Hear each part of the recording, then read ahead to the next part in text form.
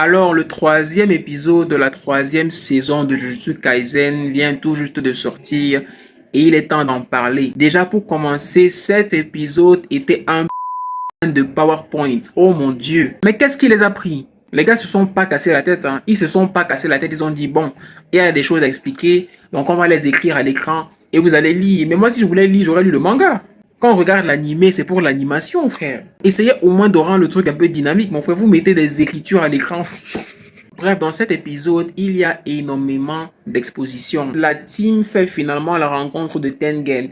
Et Tengen, évidemment, a énormément de choses à raconter et à expliquer. Alors cet épisode est le premier épisode dans l'anime où Kenjaku est mentionné par son véritable nom. On apprend que Kenjaku est un maître des fléaux qui agit dans l'ombre depuis des siècles et qui a Tengen dans le viseur. Son plan est de faire fusionner Tengen avec l'humanité afin de faire évoluer l'humanité et de faire évoluer la notion d'énergie occulte. Évidemment, comme on le sait, Kenjaku est derrière l'incident de Shibuya et il est derrière l'incarnation de Sukuna. On apprend aussi que ça fait des siècles que Tengen essaie systématiquement d'éliminer le plasma stellaire et le détenteur du sixième œil.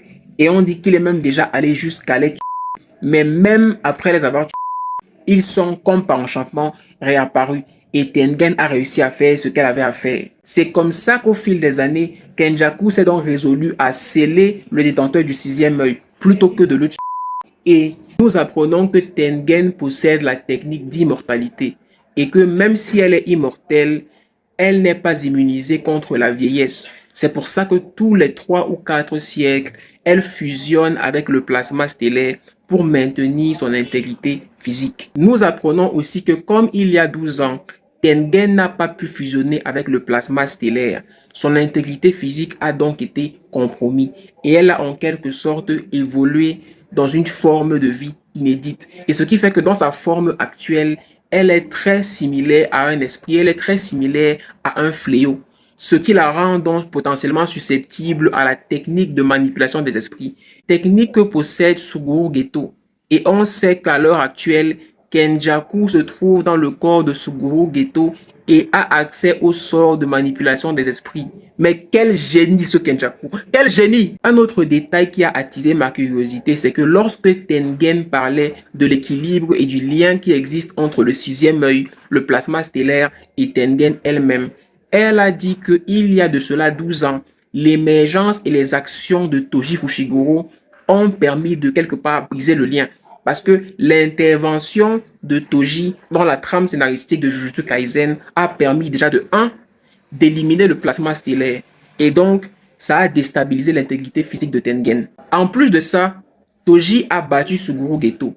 Et ce faisant, il a transformé Suguru Geto en ennemi du système. Ce qui a conduit à la mort de Suguru Geto. Et une fois que Suguru Geto était mort, Kenjaku a pu récupérer le corps de Suguru Geto. Une fois le corps de Suguru Geto récupéré, Kenjaku a pu enfermer Gojo dans la lisière du supplice. Et il a aussi obtenu l'accès à la technique de manipulation des esprits, ce qui lui permet de potentiellement manipuler Tengen. On sait aussi que dans l'histoire de Jujutsu Kaisen, même si les serments innés ont toujours existé, même si les individus qui ont très peu d'énergie occulte et qui compensent avec une force physique gigantesque ont toujours existé, Toji, c'est le premier cas dans l'histoire d'un individu qui n'a aucune énergie occulte. Et donc, en plus d'avoir une force physique hors du commun, comme on l'a dit, il est invisible aux instances et au pouvoir de l'exorcisme. Ce qui est super pertinent pour les plans machiavéliques de Kenjaku, dont je me demande, est-ce que Kenjaku n'a pas orchestré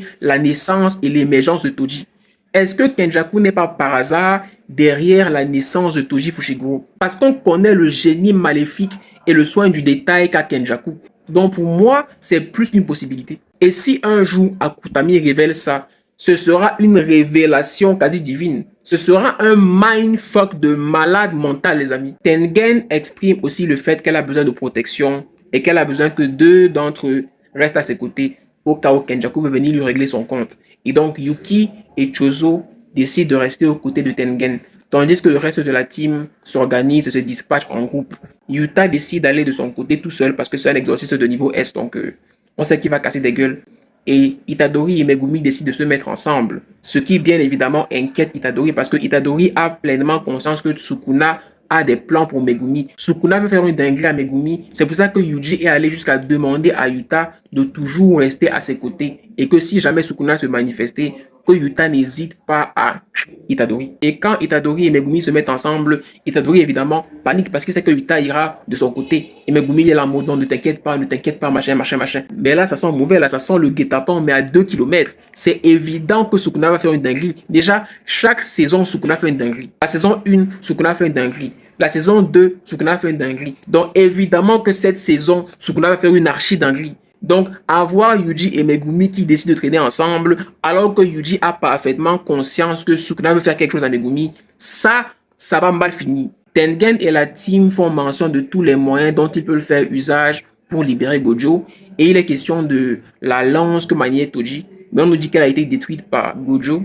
Il y a aussi la corde que Miguel maniait, on nous dit qu'elle aussi elle a été détruite, et donc il ne reste plus qu'un seul artefact, et c'est l'artefact que Tengen a en sa possession. Cet artefact, c'est le verso de la lisière du supplice. Et si la team est capable de mettre la main sur un exorciste qui a la capacité d'annuler un sort inné, qui par d'ailleurs est présent pendant cette traque, ils seront donc capables de libérer Gojo avec le verso de la lisière du supplice. Apparemment, l'exorciste s'appelle Ange, donc réussiront-ils à trouver Ange à temps et pourront-ils libérer Gojo? Parce que Megumi lui-même l'a dit, à partir du moment où Gojo est libéré, tous ces problèmes ne sont plus des problèmes parce que Gojo lui peut tout résoudre en un claquement de doigts. Une fois l'entretien avec Tengen terminé et les règles de la traque mortelle énoncées, la team s'en va et passe immédiatement à l'action. À la fin de l'épisode, on voit un mec, apparemment c'est un humoriste qui s'appelle Takaba. Apparemment, c'est pas un humoriste particulièrement drôle. Et bon, s'il est là, c'est probablement parce qu'il va jouer un rôle essentiel pendant la traque, j'imagine. On le voit, il a l'air un peu découragé. Son manager lui passe un savon. Et puis après, l'un de ses potes qui est juste à côté de lui dit, mais non, c'est pas si grave, c'était pas drôle, machin, machin, machin. Bon, j'imagine qu'il aura un rôle pendant la traque. Maintenant, quel sera ce rôle? On verra. On sait qu'il y a énormément d'exorcistes qui ont éveillé leur pouvoir, notamment des exorcistes du passé, mais aussi des personnes du présent qui ont éveillé des pouvoirs. Donc, peut-être qu'il fait partie de l'une de ces deux catégories. Donc, gardons ce joueur à l'œil. Voilà à peu près tout ce que j'avais à dire. Merci d'avoir regardé toute la vidéo. On se reverra dans une prochaine vidéo et jusqu'alors, portez-vous bien. Allez, peace.